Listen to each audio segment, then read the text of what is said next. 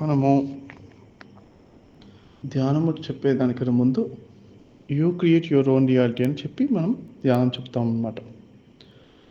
ఇది ఒక ప్రాథమికమైన సూత్రం, ఫౌండేషన్ అంటాం అన్నమాట. ఫౌండేషన్ కట్టిన తర్వాతే, ఫౌండేషన్ వేసిన తర్వాతే బిల్డింగ్ కట్టాలి కదా, అలా అన్నమాట. మనము ఇది చాలా ఇంపార్టెంట్, అతి ముఖ్యమైన సూత్రం అన్నమాట. ఏమిటి? You create your own reality. మన జీవితంలో జరిగే వాటికన్నిటికీ బాధ్యత ఎవరు తీసుకోవాలి? మనమే తీసుకోవాలి ఫస్ట్ అక్కడ. ఓకే, మన జీవితంలో అన్ని సంఘటనలు కూడా మన పర్మిషన్ లేకుండా జరగవు అనేది చాలా మాట. మన ఆధ్యాత్మికతలో ప్రాథమిక సూత్రం అదనమాట.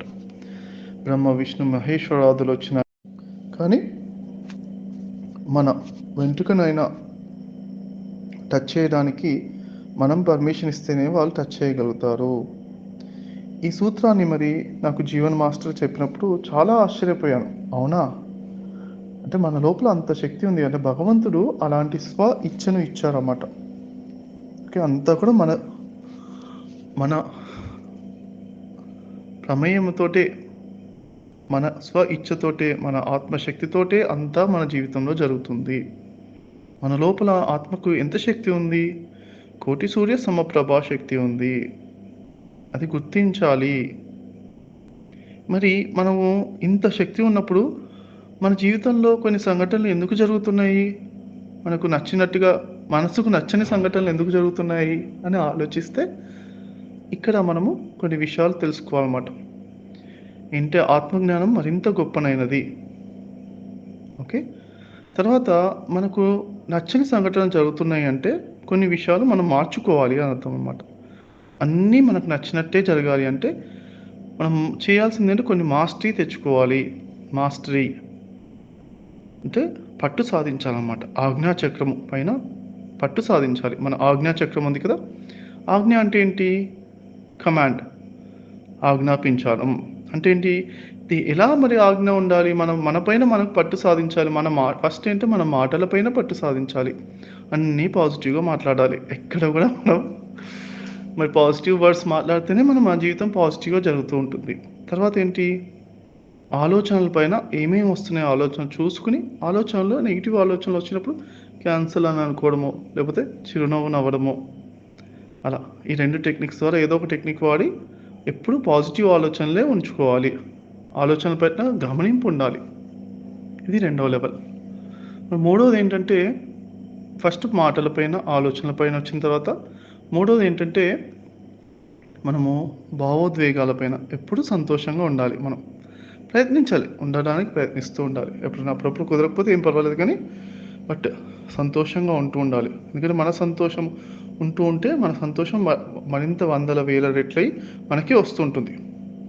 ఎప్పుడు సంతోషంగా ఉండాలి, ప్రయత్నించుకుంటూ ఎప్పటికప్పుడు మళ్ళీ ఉంటూ ఉండాలి. అప్పుడప్పుడు ఉండకపోయినా ఏం పర్వాలేదు, మళ్ళీ సంతోషంగా ఉండట్లేదని దాని గురించి బాధపడద్దు మళ్ళీ. కాబట్టి సంతోషంగా ఉండాలి. ఓకే, ఈ విధంగా ఈ 3 మాట, ఆలోచనలు, సంతోషం, భావోద్వేగాలు అంటే ఎమోషన్స్ అన్నమాట. ఈ 3 ఇంకొకటి ఉంటుంది, 4వ దానిపైన. ఈ 4 పైన పట్టు సాధిస్తే మనకు మన జీవితం పైన మనం పట్టు సాధిస్తాం అన్నమాట. 4వది ఏంటి?